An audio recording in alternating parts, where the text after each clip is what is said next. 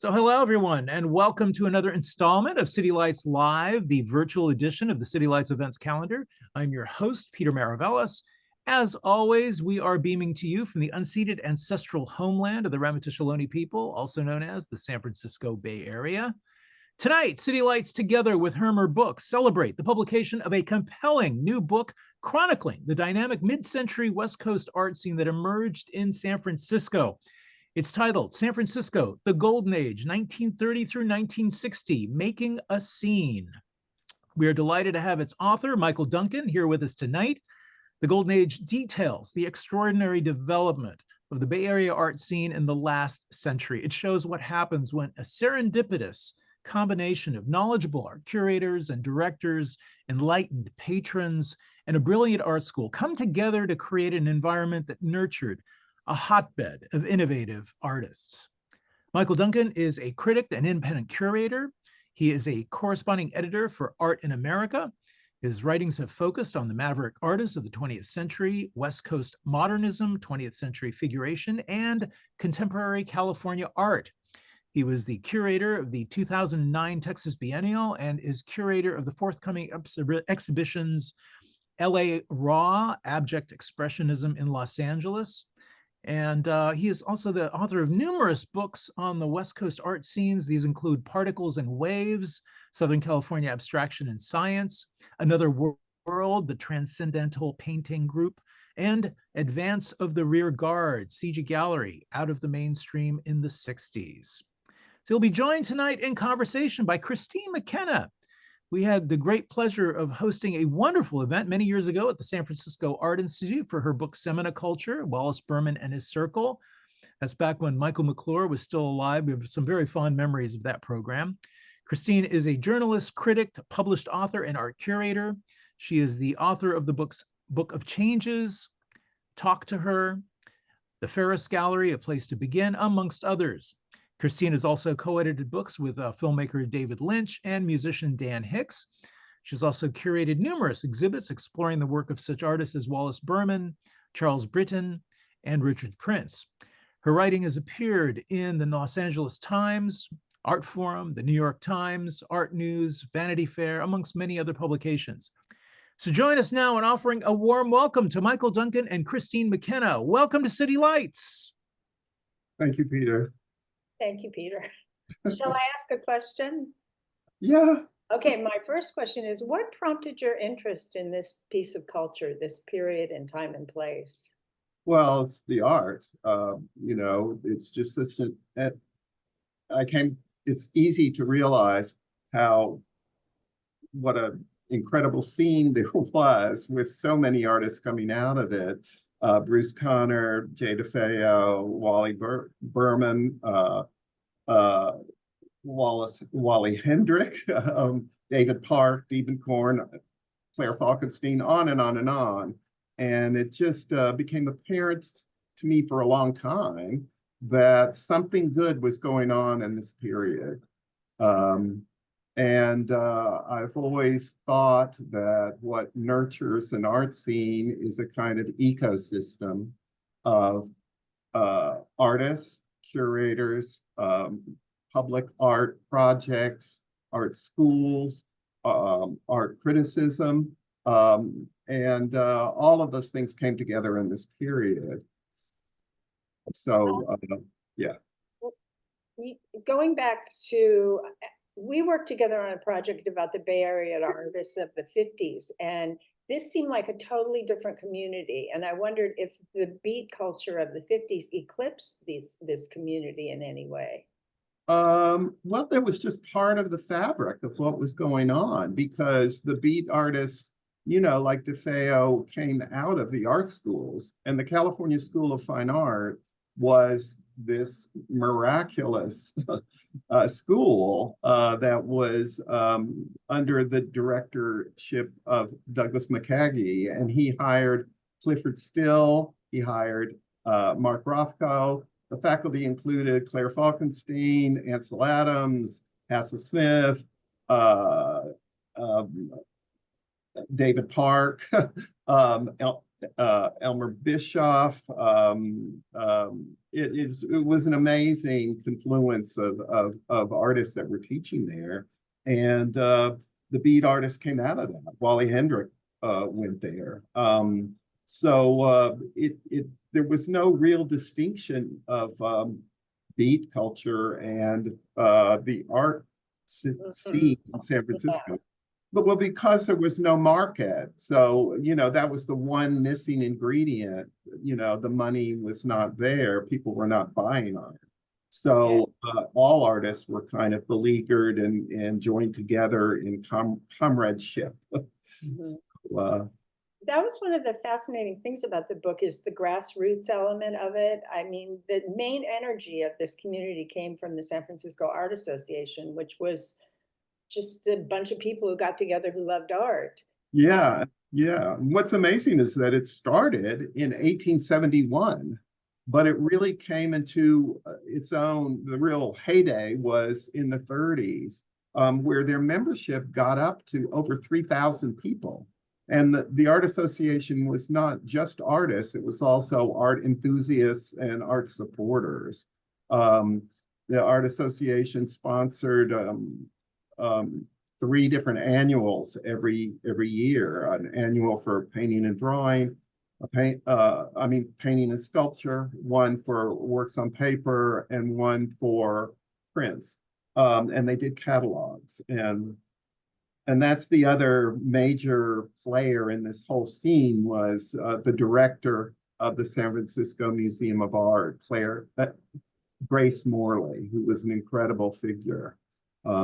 Was it just good luck that San Francisco got Germaine McKagy and Grace Morley? They had these really visionary museum directors. Exactly. No, it's really amazing that the 2 of them were there as curators at that time. They were just very savvy. But what was important was that in the Art Association, some of the some of the more active members were people like Ralph Stackpole, who was a sculptor, who was very sophisticated. He had traveled in Europe. He was the one who had met Diego Rivera in Paris. And then later, when the San Francisco Stock Exchange building was being decorated, he was able to talk this one art leader, Timothy Pfluger, who was an architect, who was head of the Art Association, to contact Rivera and to get Rivera to come do the mural at the Stock Exchange. So, all these things came together in such an interesting way that just kept nurturing art, Do you think there's any connection the artists and between whatever. the Art Association then being so powerful? Was that a reflection or an extension of the fact that labor unions in the US were strong then? People grouped together. Yeah, I'm sure that's a factor. But they had this tradition since the 19th century, and the Art Association was very organized. So they would publish monthly newsletters, and I went through all of the annuals during this 30-year period, and I went through all of the newsletters. Happily, they're online, which is a miracle. Well, not all of them, but a lot of them. And the newsletters were just fascinating to go through, because artists would write in after an annual and they would disagree with who had won the prizes. Well, the judges for the annuals were artists, and had been voted on by the association to be the judges of that year. But of course, artists who didn't get awards are going to bitch about not getting them.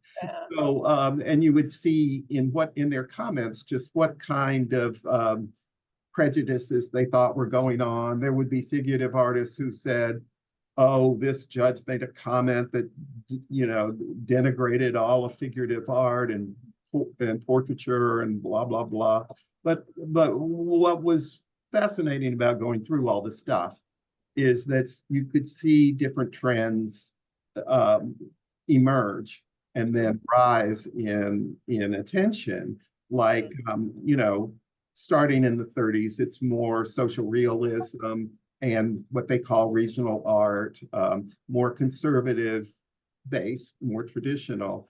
And then you see abstraction come in, and then first geometric abstraction, and then abstract expressionism. And then by the end of the 50s, assemblage, and it comes and goes. As we know, the Bay Area figurative artists were people like Diebenkorn and Elmer Bischoff, who sort of melded abstraction and figuration, and Joan Brown too. Yeah. There was nobody on high decreeing what these people should be interested in, the way the art world is structured now, like a pyramid, and there's a few people at the top. So who was guiding their interests? Was it just the community itself and the interchange between the artists? Yeah, I really think so. I think the competition, and there were certain teachers who were incredibly powerful, like Clyfford Still. Clyfford Still has this reputation now of being this kind of dogmatic, stern pontificator. But my impression in reading interviews with a lot of the artists who went there is that he was a really great teacher and really pretty open-minded. He even, there are letters from Jess that Jess and Robert Duncan invited him to dinner, which I can't even fathom. I mean, it would be a really wild thing to have a transcription of what they talked about. But Jess revered Still, and Jess's early abstract paintings you can see really come out of Clyfford Still. Yeah. So I mean, and the other thing that, like, Jess was openly gay at the time, and there was just more of an acceptance of different strokes, more acceptance of women artists. I mean, DeFeo was really the most revered painter of that whole group of, well, certainly of the beat artists. Bruce Conner worshipped her. So there was a more open-minded thing. I think because there was no pecking order like you were talking about. There was no artist who was selling for $3 million. So everybody was kind of on that level of, we're an artist, we're a little bit weird, we're out of the mainstream. So yeah. Do you think the absence of money allowed the purity to be there in the community? Yes. Yeah. I mean, part of the motivation in doing this project was this scene, to me, just felt and was so different than the art scene today, which is controlled by money. And the art market is just so crazy and out of whack, and museums kowtow to the art market. And because their board members are collecting the $1 million artists, and so there's a lot of pressure on curators to show that art, the art that the board members collect. This was not the case, and especially in San Francisco in the 30s and 40s and 50s, especially because of Grace Morley. She made many statements about how the museum was there to foster artists. And so she was able to make friends with, or to have a relationship with MoMA in New York, with Alfred Barr. And so the museum in San Francisco borrowed major MoMA shows, like the surrealism show, the abstraction show, but surveys of Matisse, Cézanne. They had Picasso's Guernica came to San Francisco. It was on a tour of museums. Leger, just on and on. But and so those shows were brought to San Francisco. She wanted to bring those shows so that the artists in her community would be exposed to the artists who were getting the most attention in Western culture. She brought in shows of African art and pre-Cycladic art and pre-Columbian art, because artists at that time, were interested in those kind of world culture ancient traditions. So artists like Adeline Kent, her work was really, her mature work was derived and transformed from her knowledge about Egyptian, Crete, Greek, Haitian, all of those kinds of more, so-called primitive art forms. So yeah, it's just the level of sophistication that came in was just, I think, a factor of so many different ingredients, and that's what I'm hoping comes across in this book. So one of the things I was struck by is there are several figures like Grace Morley, Germaine McKeague, Clyfford Still. They had the Western Round Table of Art, where Frank Lloyd Wright was there and Marcel Duchamp. And there were these people who just had this unassailable moral authority that I don't see people like that in the art world today. Do you? right. No. Okay. But I just think, that if you really just take an objective view of what was going on then, and this astounding art, Ruth Asawa, it's like these artists who were really doing their own thing in such imaginative ways, and you just don't see that today. And there are certainly no thinkers that people are looking up to.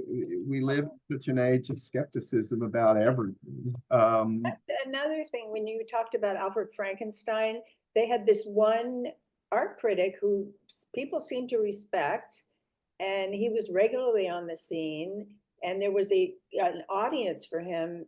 That kind of audience doesn't exist anymore because of the internet. Audiences are shattered in a million different directions. So the Yeah, critical facility really isn't there now either.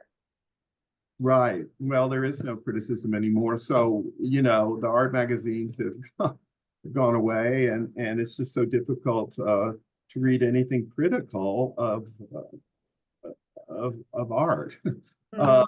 And there's so much that should be said about what's going on, and just the ridiculousness of some of these artists that have these wildly inflated reputations.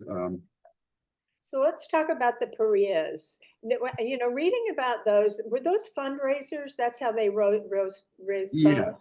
they were fundraisers sponsored by the San Francisco Art Association. Well, they reminded me of like Masonic Lodge rituals, which is basically an excuse for adults to play dress up and act crazy. And Right. Well, it people were always came half out of the Beaux-Arts balls in Paris. That the Yeah. art schools in Paris had used those as annuals, and you go to the event in a costume. They choose a historical period for the theme, and you have to wear a costume to go to them. Maybe Peter can bring up the photo that we have of the Paris. This There it one. is. There it Yeah. is. But this theme was ancient Crete, and so you can see these people enacting the Minotaur battle, I guess, with Perseus. Anyway, literally thousands of people, like 9,000 came to one, and all the themes seemed to be pagan. They were all pagan stories. Yeah, yeah. Yeah, they did the fall of Angkor Wat. They did a Polynesian myth about a giant octopus that covered the sun that had to be slaughtered by a heroic figure. They did a pre-Columbian, they did an Aztec Mayan one. But what was interesting is that the art association, the people in charge of the event, there were artists who were the art directors of these things, and they built, like Ralph Stackpole did a 40-foot sculpture for one of them, and Lucien Lebeau, Adeline Kent worked on them, Robert Howard, all sorts of artists did it. Actually, Ansel Adams did the music for this, for the Cretan one, I think it was. Evidently he was a really skilled pianist. I had never known that before. But what was great was that with the San Francisco Chronicle and the Examiner, they would print articles for weeks before the Paria began, like giving advice on how to make a costume out of crepe paper and pipe cleaners and aluminum foil, and so and plus there was this it was a serious attempt to understand a world culture. So some galleries would have one gallery during the Cambodian one, the Fall of Angkor Wat, did a show that had some Cambodian sculpture, ancient sculpture, and they had a photographer who had taken shots of Angkor Wat. So, it was an exposure to world culture for these artists that was actually kind of a positive thing.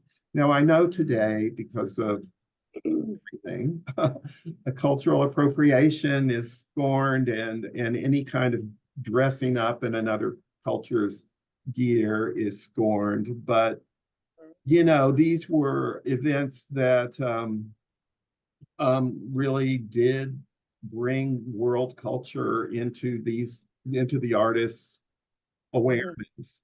And if Peter, can you scroll back one photo?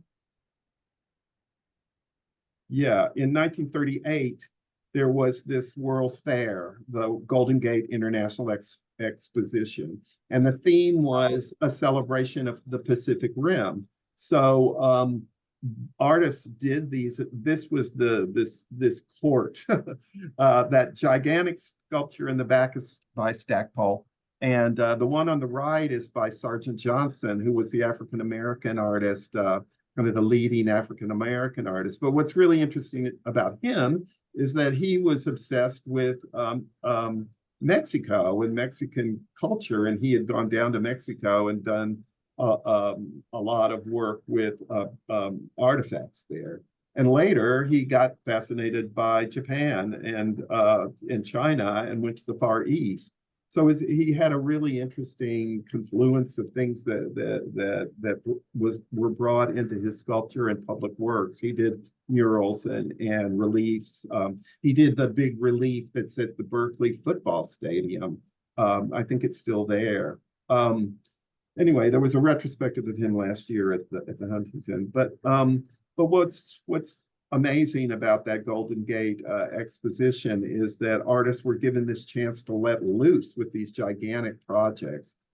These three sisters, the Bruton sisters, did this like 60-foot wide sculptural relief of these kind of Asian gods and goddesses. It's an incredible thing to see photos of, which we have in the book. So just doing all of this, I was only dimly aware of a lot of these ingredients in the scene before I started doing the research, and just I was amazed at how fascinating it was and how little known it is, especially to today's art world, in today's art world. I'm finishing with the Parias. It says in your book that by the late 30s, they descended into debauchery and they ended them. Right, What right. did that look Well, like? I think it was 38 and 39. In both cases, like 15 people were arrested for drunkenness, because the pageantry, see, they would do these long pageants, and different groups would have, it was like a parade through this gigantic auditorium. And there would be dance troupes and music groups, and then these enactments of myths.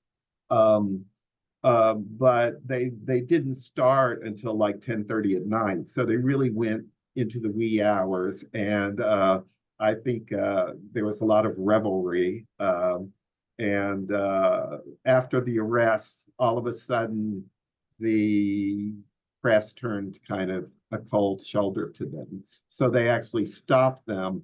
They did one more in the 40s. That was a smaller event that was just at the art school, the San Francisco, the California School of Fine Arts. And that last one was the place where Clay Spohn, just as a decoration, did these assemblages that are Unknown and little known object. unknown objects. Yeah, yeah, yeah.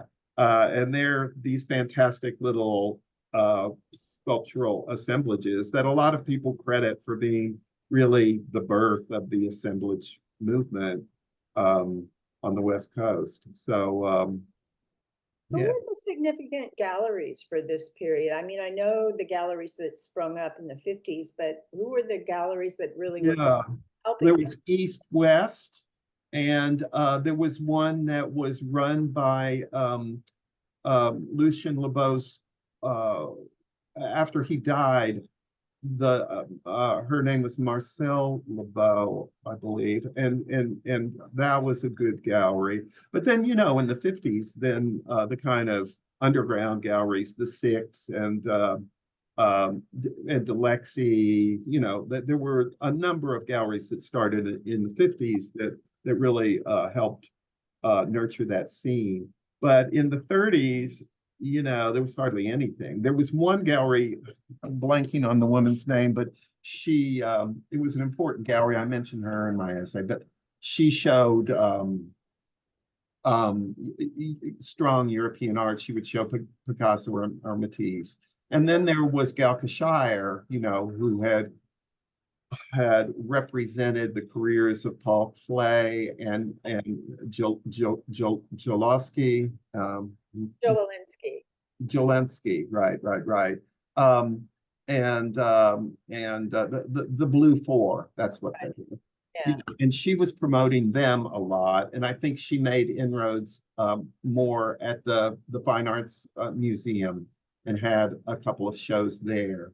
But you know, everybody was kind of connected in the community, so there was she was also friendly with Grace Morley and what was going on at the museum. So yeah. A big piece of the book is devoted to Adeline Kent. What do you love about her work? What made you write at such length about her? yeah, well, what I felt like, you know, the book is mostly this generalized idea about the scene, and there really wasn't space to talk about specific artworks. So I thought what would make sense is to do one case study in depth. So about 40% of the book is a close reading of Adeline Kent's career. And what I think the reason that she's an emblematic artist of what this book is about is that her work started out quite conservatively. She was a sculptor who did heads or animals or garden sculpture.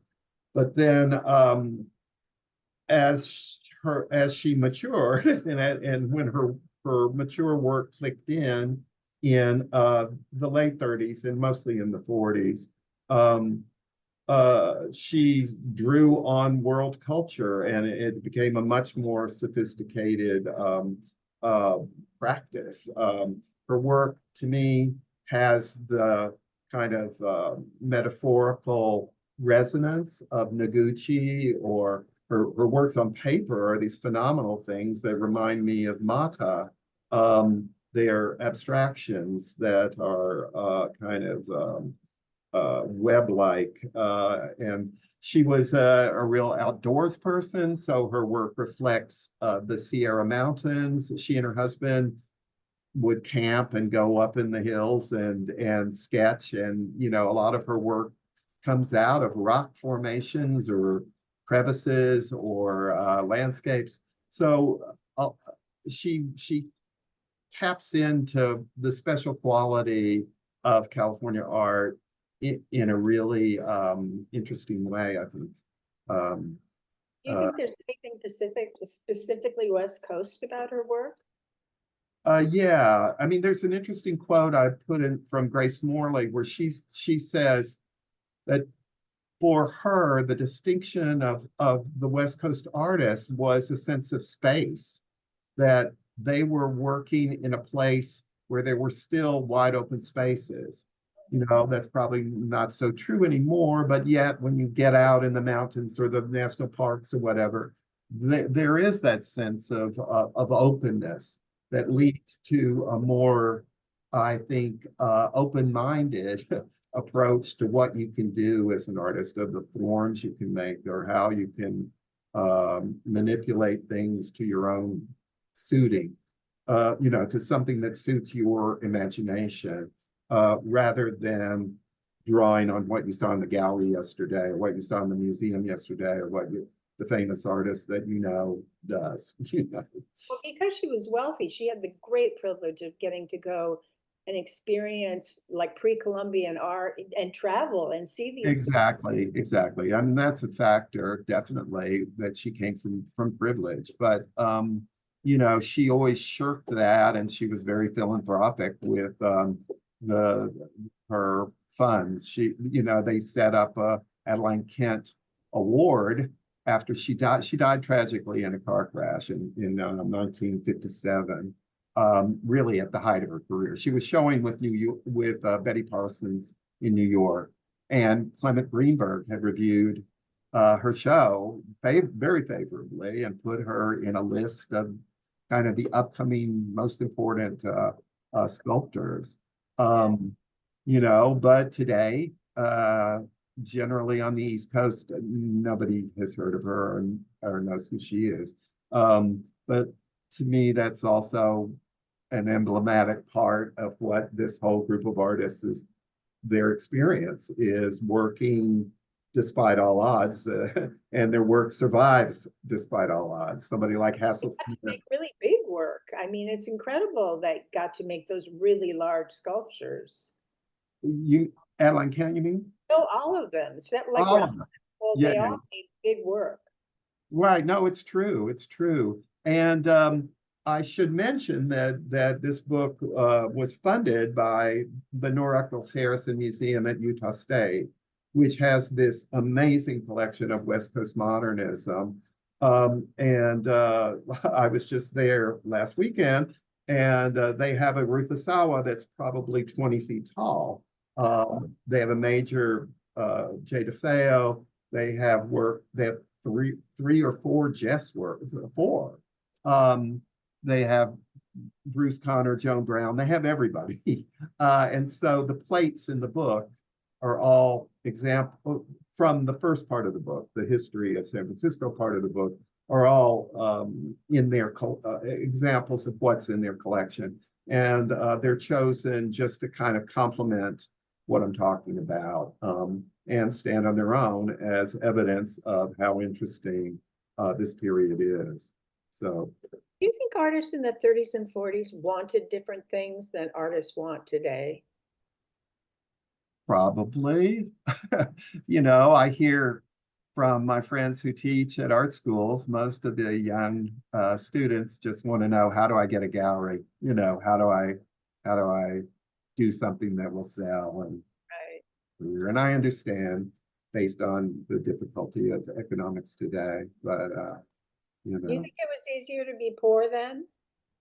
I'm sorry, I couldn't hear you. Was it easier to be poor, to have no money? Yeah, because I mean, this was all the 30s was during the Depression, and WPA was another ingredient that went into this. But they went through it, and they went through World War II. Grace Morley, they did annuals all the way through World War II, and she would write introductions in their catalogs about how art has a purpose even during wartime, and it cannot be neglected. It has to go on, which was really inspiring. And some of the weirdest things happened with those annuals. One Japanese American artist, well, several Japanese American artists were interned in the camps. And one of them, Mine Okobo, who's really interesting, she was in the camp, she was interned. She did a sketch of the guards in the camp, and entered it in the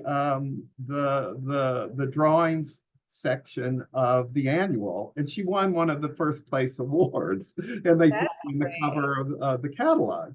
And there was a funny review from Alfred Falkenstein that said, only in America could someone be interned in an internment camp and win an award at a San Francisco Art Association annual. You know, those political things were happening and people were just kind of zeroing through and making their way through, which I think is what we're going to also have to do today. So anyway. Yes. Do you want to open it up for questions? Sure, that'd be great. So everybody, we don't have any questions yet, but please do post them in the chat function of your Zoom dashboard, and we will cull them from there. How long are we going to wait for questions to arrive? Well, I would like to pop in with a question about, you know, how you actually, the physical aspect of piecing this all together, and the backstory in terms of how long you've been studying this history. I'm just very curious that well, I've been writing about art for like 30 years, and just over the years, intrigued. I did several pieces for Art in America, a long piece on Bruce Conner's first retrospective back in Minneapolis, and then Kristine and I curated some of the culture. I curated an exhibition about Jess and Robert Duncan with Christopher Wagstaff of the Jess Foundation. And I wrote a long essay on Claire Falkenstein. So, you know,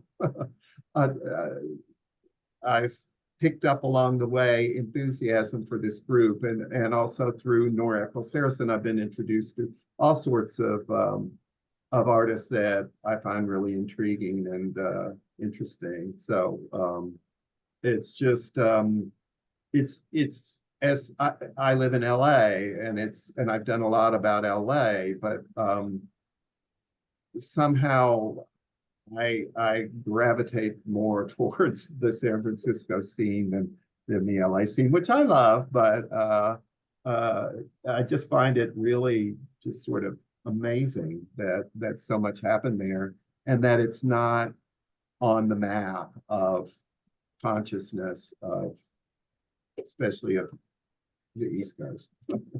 So there was a lot of back and forth too. I mean, you know, Wallace Berman lived up here for a while. A lot of people going back and forth. Yeah. But what's interesting is that today in LA, there's people in LA do not know Northern California art. You know, there's one gallery here that's been showing DeForest and Franklin Williams and a few people, but on the whole, the museums here are not geared towards Northern, they're just geared towards Southern. And I agree with you that in the 50s, there was much more of a back and forth.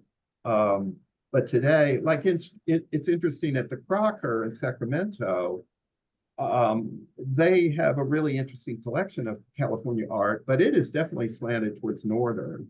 You know, there's some gaps of attention paid towards Southern California artists. So yeah, it's kind of a weird thing. So let's see. Julie asks, where did artists in the 30s gather? What were their most popular cafes, bars, music venues, etc. in San Francisco? I don't know. You know, the school was such a hotbed of activity. I'm sure that whole North Beach scene started then. Do you know, Kristine? Well, there were a lot of house parties. I mean, like Sonia Gektoff gave me a lot of photographs of house parties because people were poor. They would just get together in each other's homes and their studios and hang out. Right. Ruth Weiss said quite a bit about that. Like there would be these these parties that would begin like late on a Friday afternoon and then go till like Sunday night. Yeah, right. And then bands would come, like jazz groups would come and perform, people would read poetry, and it was very Dada-like sometimes. Things would get, you know, interesting. In the book, I have a photo of a San Francisco, of the California School of Fine Arts party that was at the studio of Robert Howard. And there's a band playing, and David Park's in the band, and Bischoff's in the band. They play jazz, and there was dancing. Yeah. It's funny, it was a horn section. Right. So But to add to answer Julie's question, Grant Avenue actually and the Fillmore were two of the hotbeds for bars and clubs, many of which just are sort of lost in history. But which I remember Philip Lamantia talking about that, and Ruth Weiss were both like, Yeah. yeah. So let's see. We have another comment, Masaku Takahashi. It's great to hear about this period of art in the Bay Area. I went to the California School of Fine Arts, winning a scholarship in high school, and it changed my life. Yeah. Let's see. Masako also says Vesuvios, exclamation mark. Oh, right. And Wally Hendrick and Jay DeFeo's house on Fillmore Street was the place to party. So yeah, there you go. And then Julie says, given the Depression, I imagine California artists couldn't afford to travel to Europe much. Was there a lot of exchanges with Paris, Europe? Gertrude Stein comes to mind. Well, several of the teachers at the California School of Fine Arts had European stints in Paris as young artists. Pizzoli and Bufano and Ralph Stackpole. So they were bringing that culture to them. And you're right that most artists did not have the wherewithal to travel to Europe. So, I mean, later in the 40s, with World War II, there was the GI Bill, which really helped explode the scene of abstract expressionism at the school, because so many of those guys had traveled to Europe and had been in the service in Europe and had gone to museums and seen Picasso and Matisse and whatever, so. Yeah. Let's see if we have anything else. Was the Cafe Trieste a hangout also then? I don't think it didn't come into being until the 50s, I think. Okay. Yeah. So I don't think it was, but there were other cafes along Grand Ave. I guess we've answered everybody's questions. Michael, do you have any closing remarks? Well, yeah, no, just in listening to this, it would be great if there could be a really expansive book about the culture from this period. I had a limited amount of space, so it was not possible to really go into depth about these things, but all sorts of individual figures, there's so much more to say. Grace Morley in particular.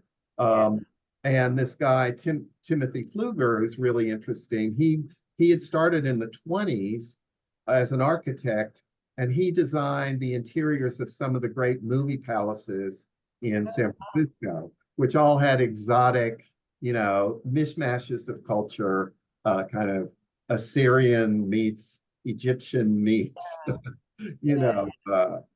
pre-Cycladic or whatever. So he was particularly attuned to appreciating art and artists. And, when he was president of the Art Association, he really respected Ralph Stackpole, and Stackpole said, you got to get this guy, Diego Rivera, to come to town. And Rivera did come with Frida, and even though they were card-carrying communists, they got the gig to do Diego got the gig to do the mural at the stock exchange, and he hired local artists as his assistants. And one of his main assistants was a woman, Emmy, oh God, I'm blanking on her name. Anyway, he hired women, he hired African Americans who were also his assistants. It was a more broad approach than mainstream, than one would expect from the mainstream. And he went on to do three other murals in San Francisco, in the Bay Area. And a lot of his assistants went on to do WPA murals. So there's a real Rivera inspired style that goes into the mural making of that period. So yeah, it would be great to be able to incorporate all of these ingredients, the cafes, the whole scene, the political scene of how that came into. Yeah, because this was when everybody was a communist in the 30s in the creative community. I wondered how that played out there in San Francisco. Well, there were you know, they censored part of Coit Tower. Um, uh, and there was, I put in the book, there's a photograph of an artist group protesting the censorship of, oh no, they were protesting the censorship of Rivera's mural in New York. He had There done was a problem at Coit Tower too. I remember that from your book. Was something happened there? Yeah, you know, there was censorship at Coit Tower, but this photograph I'm talking about, they were protesting the censorship of the Rockefeller Center mural that had a depiction of Lenin, and it was completely whitewashed over, and it was a big deal in the press. So just the way that Diego navigated all of that and was able to do those 4 murals is really pretty astounding and interesting. So that's been documented elsewhere, but it should be folded into the whole picture. Right. We have a question from Cindy. Does the book include any San Francisco filmmakers during this period? No. It probably should. You know, I'm trying to think. Well, Harry Smith was. Well, High Hirsch and Jordan Belson were there then, weren't they? Yeah. It just film didn't, to my knowledge, didn't enter into the museum's world. The big deal for them was the introduction of photography, that Grace Morley set up a photography department using the expertise of Ansel Adams to set up to include photography. You know, it wasn't included in museums until the late 30s, I think. But it's been pointed to as one of the most advanced acceptance of photography of any museum in America. So yeah, no, it's interesting that film, it takes a while for film to be folded into the picture. So well, Harry Smith was doing Bop City. He did that mural at Bop City in San Francisco, and I think that was late 40s, early 50s, but he was disconnected from everyone. He wasn't part of anybody's scene. Yeah, I never saw his name brought into the picture. I think he was just kind of an outsider. Right. Yeah. God bless him. God bless Harry. Yeah. Right. Well, as we find ourselves at the top of the hour, Kristine, did you have any parting thoughts? My parting thoughts, my main thing I came away from this book in after reading it is how innocent that community seemed, how idealistic, how sweet their lives together seemed, how close the community seemed. It made me sad that I don't see that around today. That's my closing comment. I agree. Well, I think that, you know, if this could be a model for how things could change, you know, it would be a blessing. And it would be a blessing for art. And you know, there's still so many incredible artists making incredible work. And they're, you know, on their own. So many great artists here in Los Angeles do not have gallery representation, and they're doing, in my mind, definitely the best work that's being made today. So things need to, I think, you know, there needs to be another underground scene that really can nurture rather than aspire to money, the God. So yeah, no, we live in a weird culture, so it needs to change.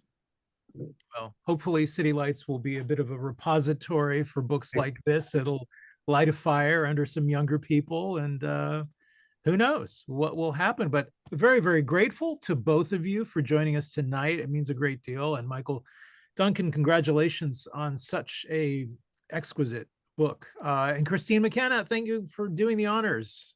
I'm pleased to serve Michael and his genius. Today's event has been made possible by support from the City Lights Foundation, fostering an active engagement with books and literary culture, all dedicated to sustaining a vibrant community of readers, writers, and independent thinkers. So long, everyone. Take care, stay strong, fight the good fight. Hope to see you soon. Thank you. So thank you very much. A pleasure. Okay. Be well. Okay. Good night. Bye-bye.